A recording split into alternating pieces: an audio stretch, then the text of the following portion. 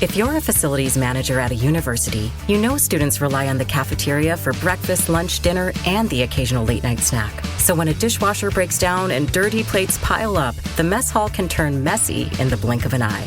Enter Grainger. With over 1 million industrial-grade products and fast delivery, the product you need now is never far away. So you can turn that dishwasher back into a lean, clean washing machine. Call, click Grainger.com, or just stop by. Grainger, for the ones who get it done. It's the Opperman Report. And now, here is investigator Ed Opperman. Okay, welcome to the Opperman Report. I'm your host, private investigator Ed Opperman. You could find me at Opperman Investigations and Digital Forensic Consulting if you email me at oppermaninvestigations@gmail.com. Do a live show every Friday night at Spreaker.com. That's totally free to join. There's a chat room. Get an email notification when I put up new content. I play repeats over there every single day. And if you go there and search for this name, Christine L. Kramer. Kramer with a K. You'll see the previous interviews I've done with my friend Christine Kramer. She's been a longtime friend of mine, a friend of Victoria's and stuff like that, like a mentor to Victoria. We have a lot of great debt of gratitude to Christine Kramer. And she's always got the inside information, okay? And today we're going to be talking about, because she was working for the RFK Jr. campaign just recently. So we're going to be getting some information about that. Christine L. Kramer, are you there? I am here. It's so nice to talk to you again. It sure is, man. I love you, Christine. Thank you so much for everything you've done for us. Thank you. But remind for the audience who aren't a couple of old yentas like you and me, can you remind the audience who is Christine L. Kramer? Oh, wow. So I was very active in politics in Nevada. I've had the privilege of working on 8 different presidential campaigns. And in 2016 was my first appearance on the Opperman Report because I was the neutral public official that did not allow the Clinton campaign to stuff the ballot box at the 2016 convention and deny Bernie Sanders his win in Nevada. Right. And from real quick. Look up that show, man. We burst in live on the air. That's when I met Christine Kramer. She was having a sit-in because they were trying to steal the ballot. She was part of the ballot credential committee, and they did a proactive sabotage on her the night before to sneak in all these guys with no credentials to come in and vote at the caucus.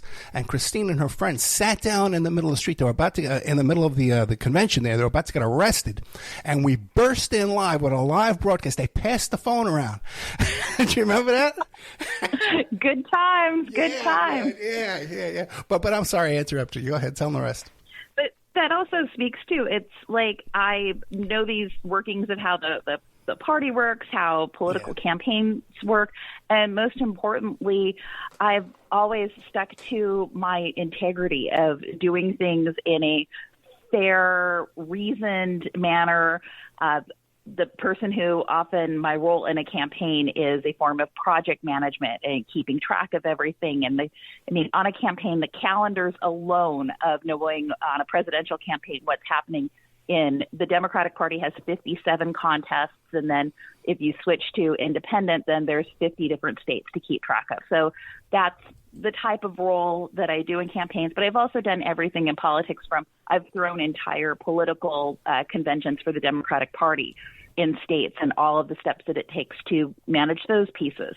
So this year I considered myself fortunate that I was recognized by the original manager of the RFK Jr. campaign, Dennis Kucinich, that I have talent in this area, and I was one of his first hires on the Kennedy campaign. And then once the Kennedy campaign was done with me, I was done with them, which we'll get into a little while later. I was able to go on and be the ballot access director for Dean Phillips. Gotcha. So, but we're here to talk about the RFK Jr. campaign, right? Okay. Yes. Where do you want to start with that? Oh, how'd you get the job? I got the job through friends of friends. When I originally talked about the job, I didn't know that it was Kennedy. I just knew that there was someone that Dennis Kucinich was working with who was running for president, and I had thought that perhaps maybe it was Dennis Kucinich. Mm. And so I threw my hat in there. Here's my background, my credentials, And then I came back. I had been traveling the world that year. I came back to the United States and went immediately from New York to Boston. I was there for Mr. Kennedy's launch and then interviewed with other people in the periphery because they didn't know exactly where they wanted to put me. And then Dennis had decided that I would be responsible for ballot access and delegates because in the time that I was with this campaign, he was still focused on that he wanted to run as a Democrat. And I believe that he was sincere about that he wanted to run in the Democratic Party primary, but no one had fully explained to him. And a lot of my job was coming up with the documentation of explaining to him the complexities of you may be able to get on the ballot fairly easy in many states, but there are also states where you need to do a petition drive, or it's up to the sole discretion of the state party chair or the Secretary of State of a particular state if they're even going to hold a primary.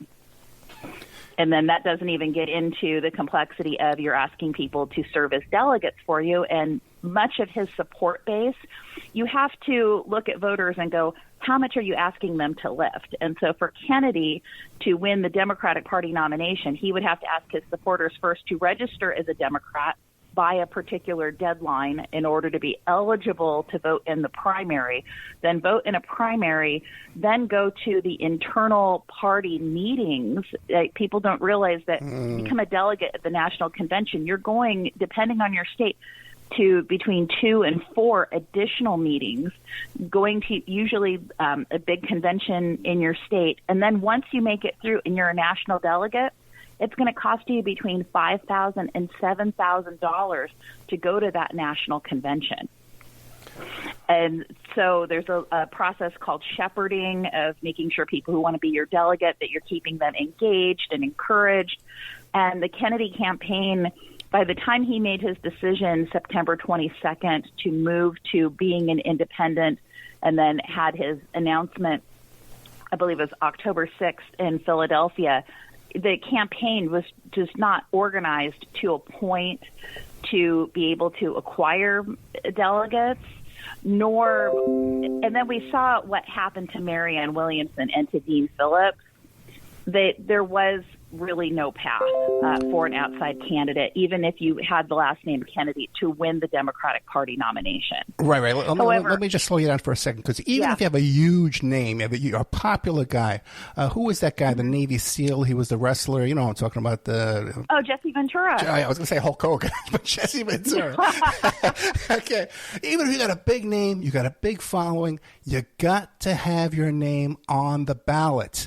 And the big shots, the guys in power, the oligarchs, they want to do everything they can to keep a guy who's out of the club off the ballot. Yeah, and they'd even, particularly in the state of Tennessee, the Tennessee legislature changed the rules to deny the Secretary of State of Tennessee to recognize who are widely recognized candidates and put them directly on the ballot. If people had any idea how our elections are really run. Yeah, and it's a money game, because the petition gathering process is very, very lucrative. And paying for a petition to get on the ballot in the Democratic primary is going to cost a candidate between $100,000 and $300,000, depending on the state and the very narrow and specific complex rules for the Democratic Party to get on a state ballot. Then when you get to when a candidate wants to run as an independent, you have to have in mind that there is a deadline date. Then along with that deadline date, sometimes there is a filing window where a state will only accept petitions for anywhere between 5 and 10 days, and you need to be within those days. And then we'll have an additional requirement of that signatures not be stale dated. So there's a principle of, I can't sign a contract with you, and then the contract we don't act on this contract, and then you pull it up 2 years later. So the same thing goes with a petition. You can't sign a petition a year out from its due date and then have that organization turn the petition in. So they're invested in having very short windows of time. And then the state of Texas has this odd requirement that you need to get signatures to get on the ballot as an independent, but they cannot be from voters that voted in any of the primaries that happened on March 5th. And so you need people like Kramer who knows these little. She reads all this stuff. Oh, look at her; she's reading it off the top of her head. She knows this stuff. And it's off of my head, but you have to get just deeply immersed in it. It's when I'm doing this work, there's a spreadsheet of all of the states, and then there's a link through, and then pages and pages, and it's not just enough to link to a spot that you're going to have people within the organization and the public and the press wanting to know what your strategy is on something that you have to meticulously screenshot and then have cross references to it because you can't get it wrong. And my frustration in the Kennedy campaign is that Mr. Kennedy himself was speaking to this Trent Poole guy, and the guy would just say things that were completely whack, that had no basis with reality, that he was doing the hardcore salesman pitch type of thing. And I would be, from my point of experience, saying, look, it's better to wait a little longer, project plan it, project manage it, than go ahead and pay a vendor because he's hot to trot, he wants to do it. I also had offended this vendor because I knew internally that we were examining if the Kennedy candidacy would be more successful as a Democrat or as an independent. And I can't tell this vendor that's calling me up and screaming, and his behavior toward me was so offensive that God bless Dennis Kucinich. He told that man, you don't have the right to speak to my staff that way, and you can speak to me, but you don't have the right to speak to my staff that way. Now, if you need a little background on this, is a Wall Street Journal article called Inside RFK Jr.'s Chaotic White House Bid. Aides describe a cult-like environment. And they're talking about Kristen Kramer. Aides describe a cult-like environment. They're talking about my guest, okay? Environment in which dysfunction reigns and top aides focus on elevating their own profiles. And one more thing for the Opperman Report audience out there. Keep in mind, remember Reverend Ed Pinkney that had the recall petition? He was trying to recall a mayor in Michigan, and they actually arrested this guy and threw him in prison, convicted him and threw him in prison because the 4 signatures had the dates manipulated in some kind of way. He was ultimately released and exonerated, and the conviction was overturned. But that's how serious this kind of stuff is. And it was a big lawsuit, too, to keep Jill Stein off the ballot in Nevada. Hillary Clinton did a job on her. So these things got to be done just right. Otherwise, there's someone on the other side with a lot of money that's going to sabotage and, pull the rug out from under you. Yeah, and petition drives themselves are herding cats. And you need to have motivated people, but you also need to have someone.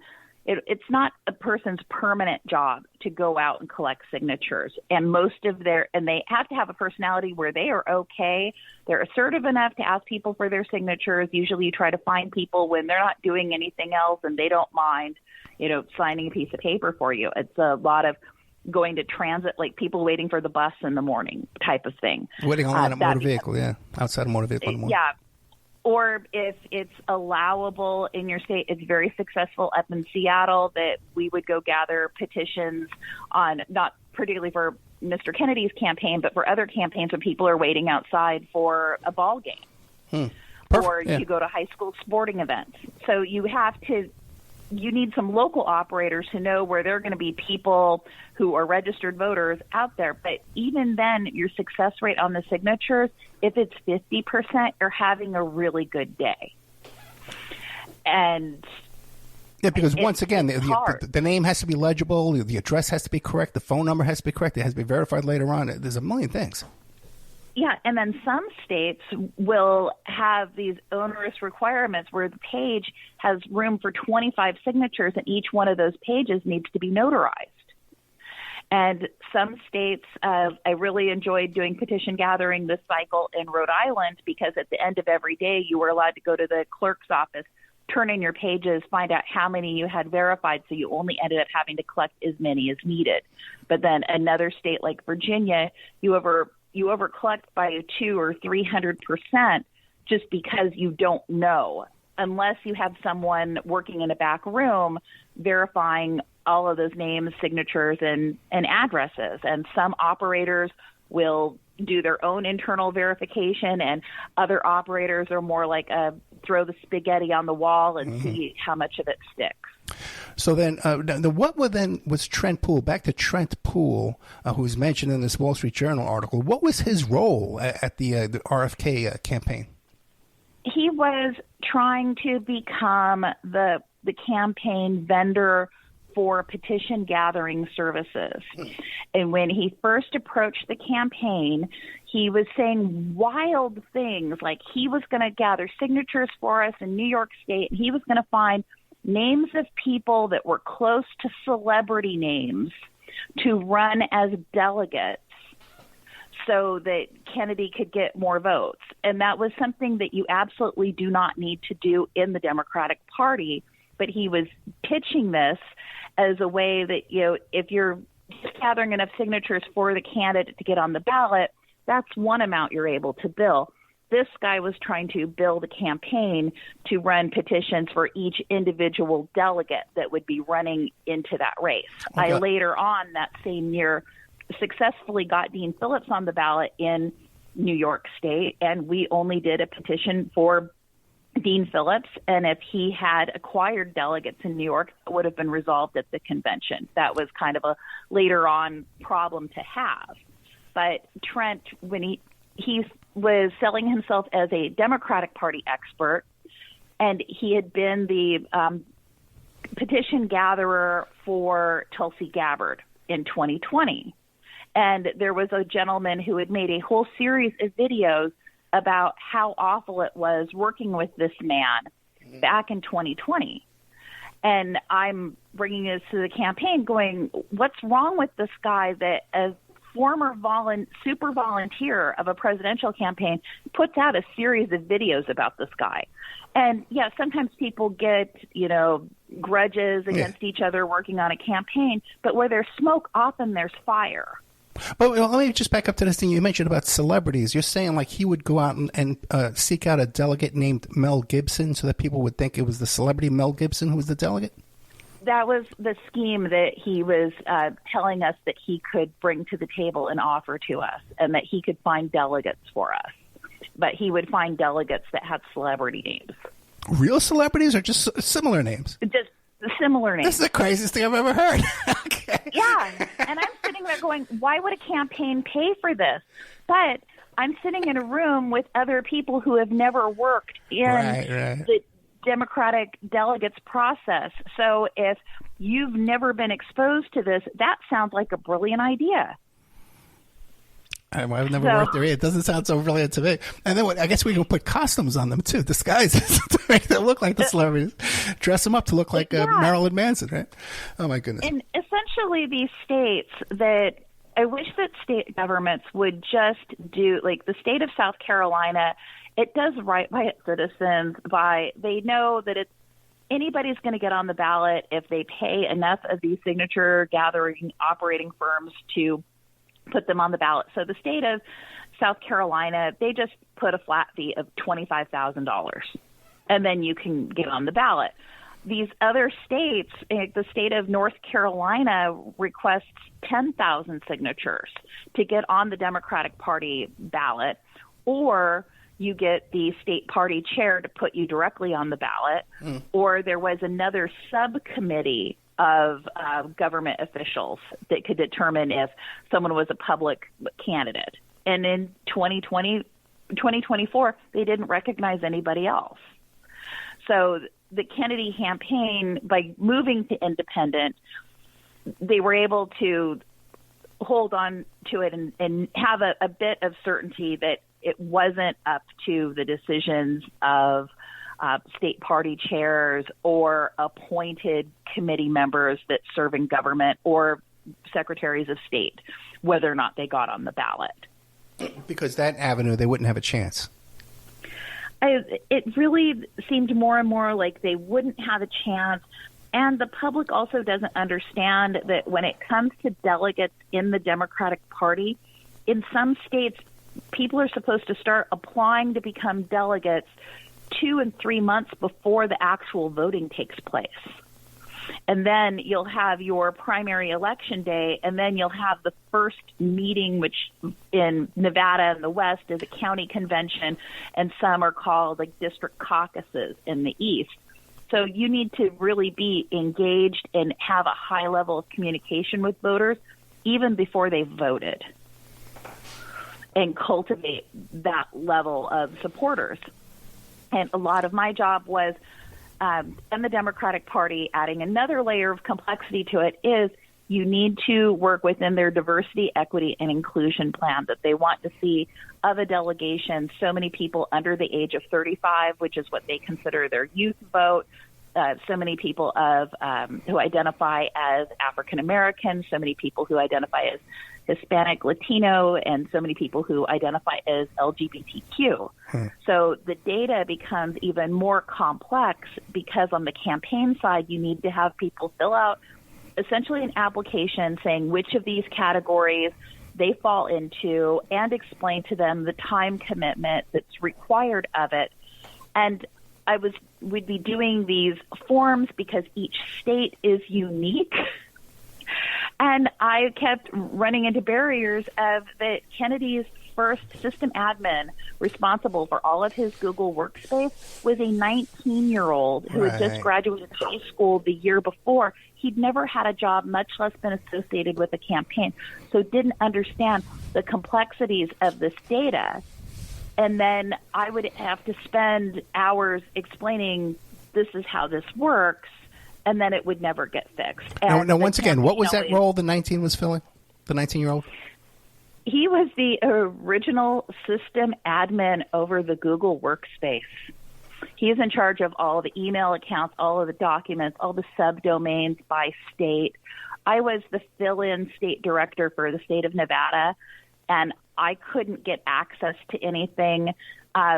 When you're talking about concerns about security, I hate to refer to him as, really, he's a kid. A young man. He's trying to tell me that I need to share passwords with another person, that I'm the state director, and they don't trust me enough to look at the information for Nevada.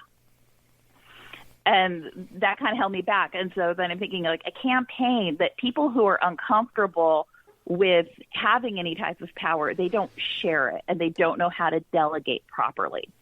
So the field operation for Kennedy at the time I left it, they had no ability to delegate just the most basic pieces of data. I couldn't collect data and then merge it in with from Google Workspace into their nation builder. And I think something I've appeared on the Opperman report about before was I was one of the first people working within Nation Builder, this voter software, and the Democratic Party tried to shut me down. And it was absolutely insane that the original founders of Nation Builder, they were people who had worked in the Democratic Party, but they weren't going to take pennies on the dollar to give up their software to the Democratic Party's controlled van software. So I actually had certification in the software, but because I'm a 50-year-old woman, they did not wish to engage me on that. Like, it was always that some people could state like wild things off the cuff where I'm sitting there, anyone can look at my LinkedIn profile. I hold 50 different tech certifications, but I'm not considered as qualified as a 19-year-old. Wasn't there an issue, too, where he wanted people to use their home phone numbers and their personal email addresses and their personal cell phone numbers? So in Google Workspace, you can have separate phone numbers. Because I've been in this long enough, I don't like people knowing my personal phone number. And I go to them and I'm like, look, I need to set up a set of 10 different Google Voice phone numbers. There's going to need to be a separate one for each state. And he doesn't understand the basics because he doesn't understand what it's like to have a job where 300 people are calling you in one day, and when you need to separate it out and make it available for volunteers to be returning those phone calls. I'm sitting in a meeting and it's like, I don't have a problem with anybody in the world having my personal phone number. And it's like, you don't know what the job entails. Now, also, And too, it's also isn't it a big safety issue, matter. too, that you guard these emails and these phone numbers because they're worth a lot of money to build up these lists? Was there any issues with the lists being available? No, the lists weren't available, but they also didn't know what to do with the data. And there were times that early in the campaign, I would ask questions like, are you doing this with the data? How are you backing this up? How are you setting up the subdomains? And they were like, well, that's none of your business. And then just as I was leaving the campaign, I found out that their database had blown up and that they had to rebuild their databases at the end of October. And so that meant that everything that he data collected from April to October was bogus. Gotcha. I mean, and if you don't know what you're doing in a database, like I asked him, so I have a sandbox, and a sandbox is basically where if you want to do, you keep a master copy of your database, and then if you want to change things or see how a set of data merges, then you play with it in your sandbox. He didn't know what the term sandbox meant. Gotcha. Now, you sent me a screenshot because now we're getting into some serious stuff. There's some serious allegations here, right? And you sent me a screenshot. Can we discuss that without mentioning the person's name? I'm trying to remember the nature of the screenshot. The screenshot was a text about armed guards. Oh, yes. I don't know any more about it other than that there was a volunteer in California who is speaking to another media outlet who says that she had upset Trent Poole so badly that she had to hire armed guards. And that is part of why, thinking about that, knowing the way that Trent Poole acted toward me, just in that I set professional boundaries that that Mr. Kucinich also enforced, that he was not to scream at me, that we set the professional boundary, that we had time in the process of hiring people to gather signatures. And there's hundreds of vendors that do this across the country. I had an RFP process. In case anyone doesn't know, it's called Request for Proposal, and that is where you ask multiple vendors the same set of questions so you can compare apples to apples, because otherwise these guys talk so fast they'll run you over. And all of the other vendors respectfully completed my RFP, answered my questions. They were able to provide references of people who they'd provide these services for. And I also had two very important questions on there. One was, have you ever been accused of not paying people who work for you? And are there public complaints on file about this? Because I will go find them. And the second question was, have you ever been accused of harassing anyone? Because what we're doing in these is sometimes with these petition gathering firms, we're sending them these very wide-eyed, optimistic, naive volunteers who you send them to the wrong person, they could become victims. And political campaigns are notorious for that kind of thing. You see, all the time you hear this kind of crazy stuff. Yeah, and when I started on my first political campaign, I did a little bit of stuff when I was 14, as much as my mother would let me. But I was full-time on my first presidential campaign at 18 years old for Jerry Brown, knocking doors in Iowa. And I saw a lot of things, and I was harassed, awful harassment as a young woman. And I also received the type of harassment as a young woman that I know I had parents back home that would say, if these men don't treat you right, you can go home. And I was the type of young woman who fortunately was able to look men in the eye and say, don't do that to me. But I also faced the type of environment of, well, you know, that's just how that guy is, and he acts that way towards all of the women. And I made myself a promise when I got involved in politics, I was always going to stand up for the young women coming up behind me, and always on the campaigns I manage. And I feel very privileged, like your daughter has worked for me at different times, that I have created environments where nothing as far as harassment is going to happen. And so I'm sitting in a position to actively prevent harassment of individuals. It was not just about Trent Poole and the rumors about him. It was any vendor that's coming into a campaign that I'm helping manage. I want to know their background, and I want to know if there are these accusations, then maybe they're not our prime vendor. They might be like a second or third tier backup vendor. But I also know some very amazing vendors in this country that they should be elevated because they do such a good job of looking out for their staff. And this isn't a consistent job. This is something where you want to hire an operator that has the same people that come back and work with them every cycle. So then, was this a concern with Mr. Poole that he had allegations in the past? Yes, this was a concern. He didn't want to complete the RFP. He complained about it. I had one small typo, which was in part because it was like every single day, 5 a.m., a new text message of like this.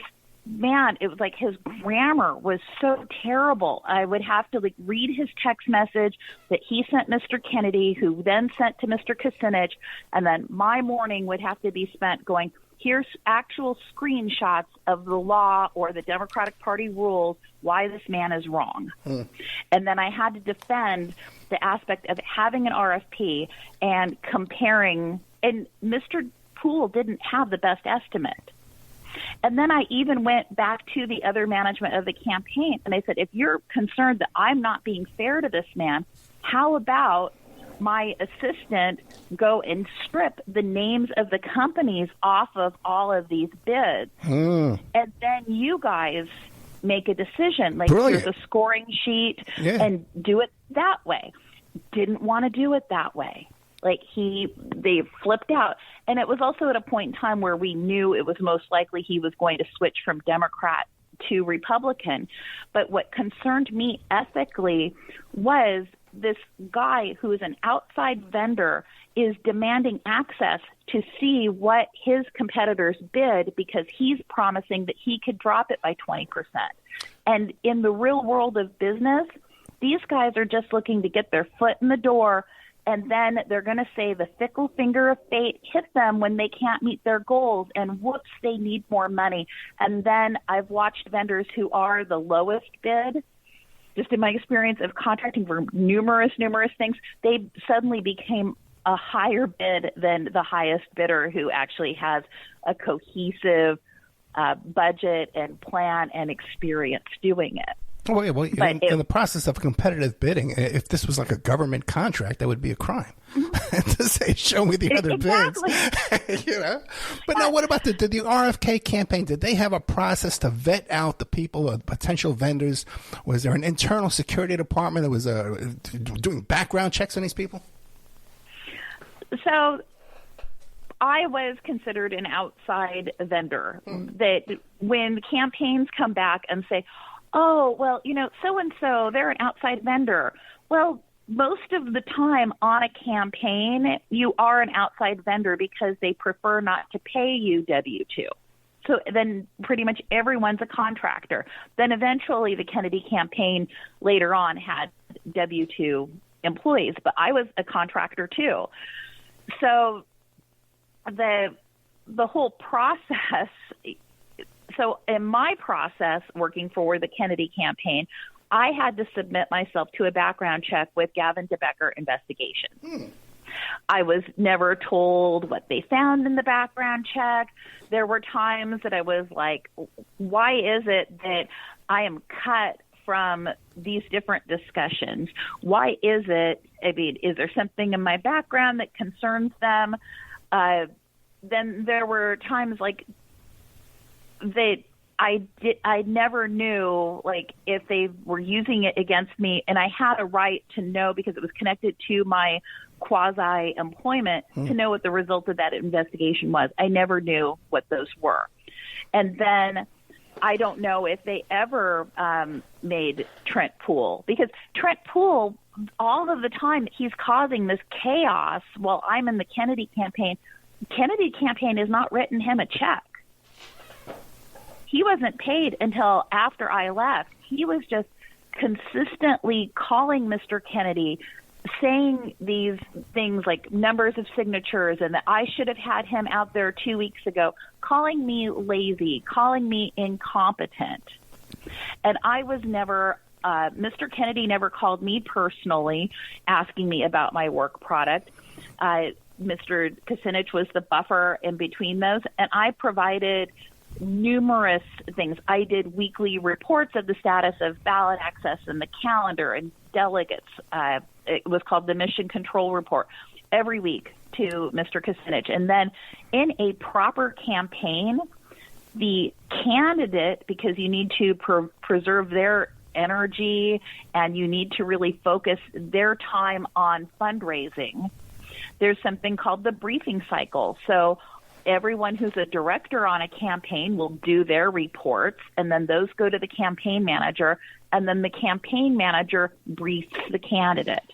And then from that forms what the candidate is doing for the next week and the next month ahead. When you have an outside vendor making wild claims, and I at first gladly and graciously answered all of those out of the sky weird complaints and weird accusations that I wasn't getting my job done, thinking that Mr. Kennedy reasonably would look at it and go, this guy's been wrong 3 times in a row, 5 times in a row. Maybe I'll stop taking his calls. He never did. Well, let me see if I understand this. Then that Trent Poole, he's an unpaid consultant advisor in some capacity, and somehow he's in a position to be reviewing your work. Yeah. And it was like, I'm doing the homework for someone, and in this wild world of politics, by 2028, he will end up competing with me for the same job. Right. I mean, he was gunning for my job, and he was able to throw wild accusations and things into the campaign, take up my time answering them and sending them back. And then people would then tell him, you're wrong because of this, this, and this. And he would never be like, oh, I guess I was mistaken. No, it would turn into, he would just pivot to another state. And in the Democratic Party process, there's 57 states. He wasn't reading the delegate selection plans. He wasn't reading these state websites.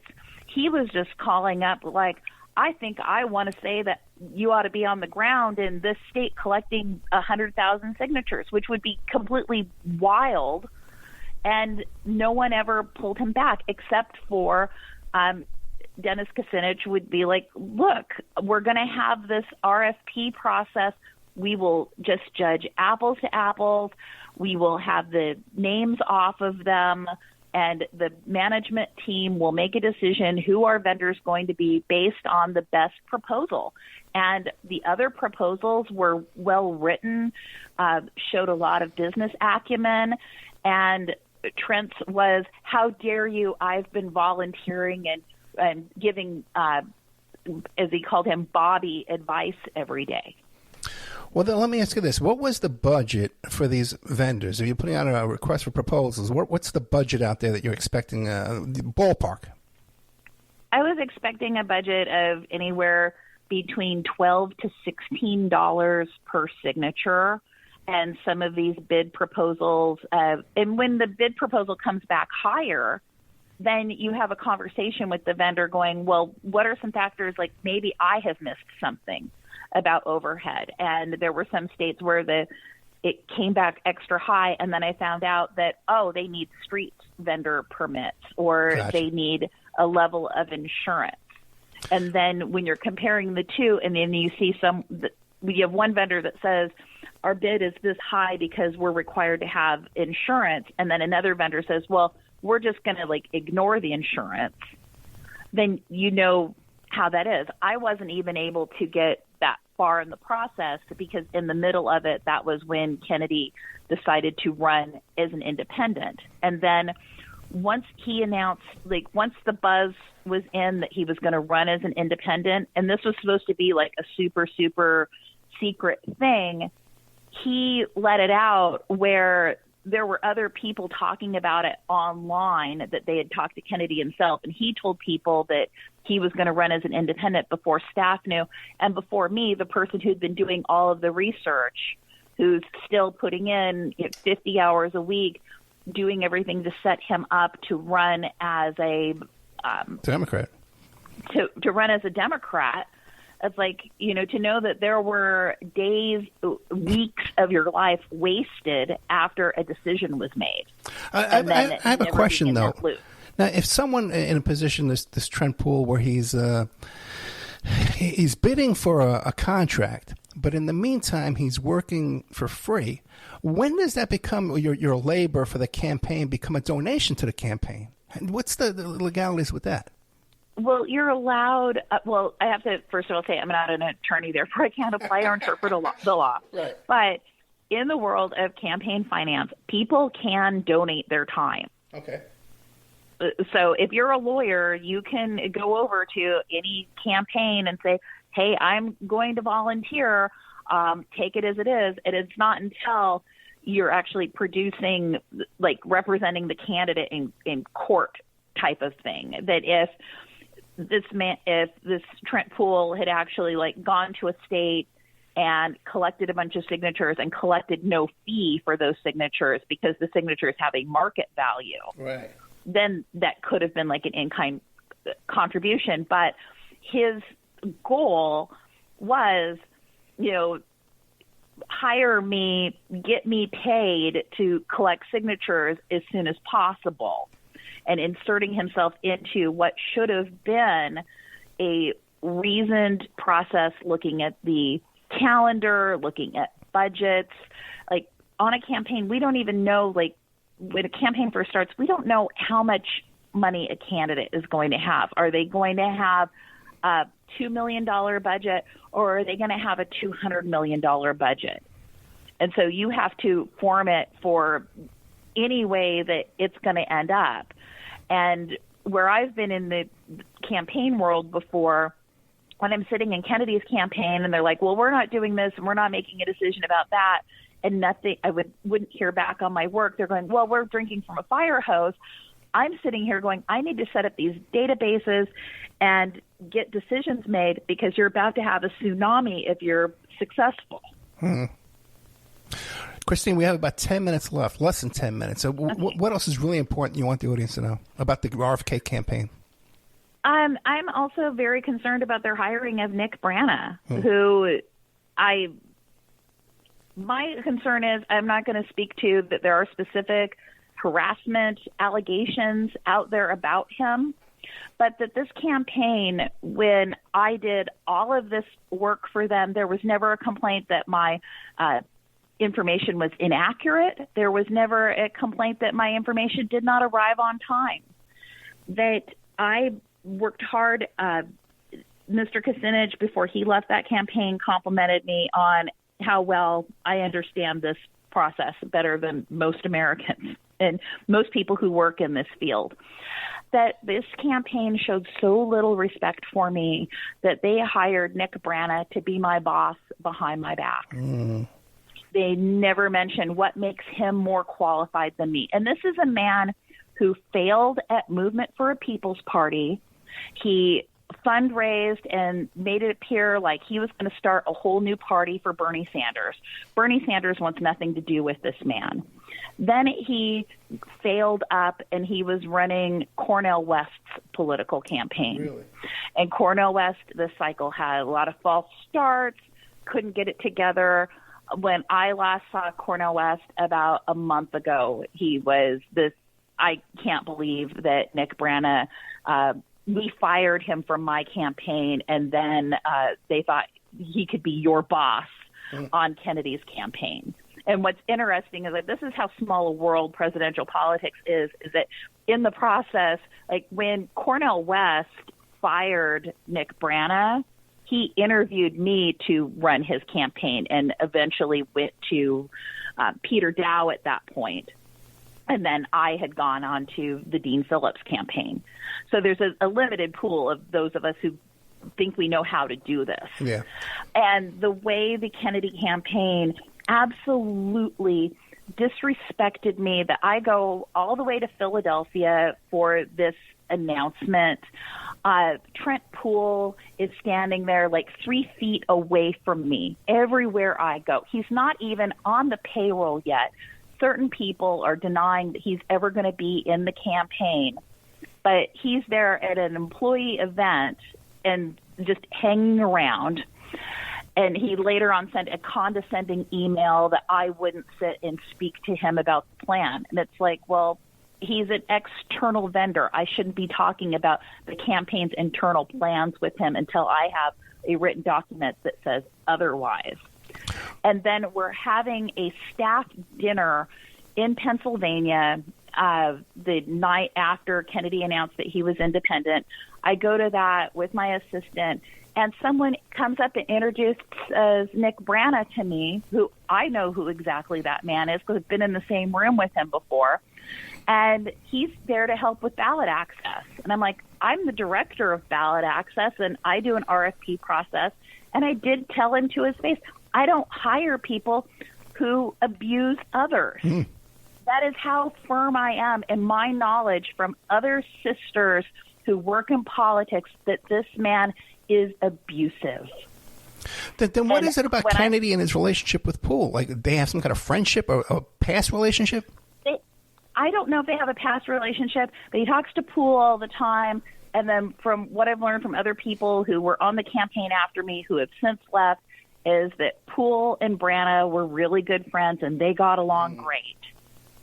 So I had no chance. My work product didn't get to stand on its own, and I felt like I got somehow not under the fold, and it's particularly insulting to me as someone who has worked on my skill and my craft and always having the receipts for anything that I work on in a campaign, that these two guys get to fail up. And I've seen emails and messages where they called me lazy and stupid. And I know that's not me, but I also know if they're going to do that to me, what were they doing to their subordinate staff? What about other issues on the RFK campaign of money allocation and then budgeting and salaries and stuff? It's like a squandering. The salaries have no connection with reality. That I was actually like very flattered when I first came on that campaign. I made a bid that was a reasonable amount of money. And then Dennis Kucinich called me and said, with what other people are asking for on this campaign, and I know you're worth it, you need to rewrite your letter and give yourself $2,000 more a month. Wow. But it's also systemic to so the political cycles, when we know who the nominees are going to be, and there's a crunch on it because we knew that it was always going to be Biden and Trump, people ask for a lot more money because everyone knows they're not going to work after those campaigns. Right. So when everyone knew that it was going to be Obama in 2012, people who worked on third-party campaigns or the small number that challenged Obama, they asked for more money. So that is something that's systemic in there. But I was working with people that had absolutely zero political experience, zero operations experience, didn't understand just the basic acumen of operating in a campaign. That I still refer to him as Mr. Kennedy because that is a sign of respect. Just as when I work for someone who's if they're an elected, I always call them by their elected title, congressman, something along that. And you have to do that for your own safety and protection as well, because when you're working with the public, I tried to explain this to them, especially to protect young women. If young women are in public referring to their candidate as Bobby, Bobby, Bobby, then people who could do them harm, who are somewhat deranged, think that they might have a way of getting them in with the candidate. So where it's appropriate for, in this campaign, the campaign manager, Amaryllis, because she is his daughter-in-law, to perhaps refer to him as Bobby, it puts us in danger to refer to our candidates by their first name and imply we have a type of personal familiarity if we're working in the field. Yeah, and that's open to abuse. You know what I mean? People, Yeah, and that also goes back to my personal phone number was not going to be out there for the public because everyone's just a couple clicks away from being discovered. Yeah.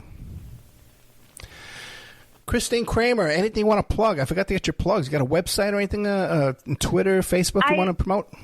I don't at the moment. I had written a book called Campaign Land, which was funny stories about working on campaigns from Dukakis all the way to Amy Villela. And now I've gone back to a re-edit because my life this past year, working on Kennedy and then Dean, had some pretty funny moments. So I hope to get that re-edited and out and shopped around again. Oh, I'd love to see that. Yeah. Plus, a reality TV show with Christine L. Kramer would probably be, probably be up there too, Oh, my goodness.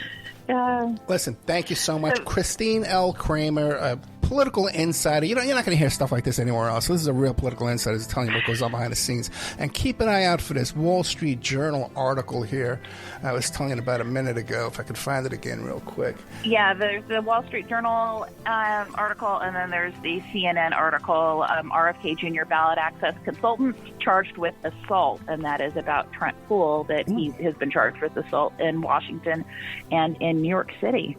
Well, there you go, man. Inside RFK Jr.'s chaotic White House bid, aides describe a cult-like environment in which dysfunction reigns and top aides focus on elevating their own politics. Christine L. Kramer, thank you so much.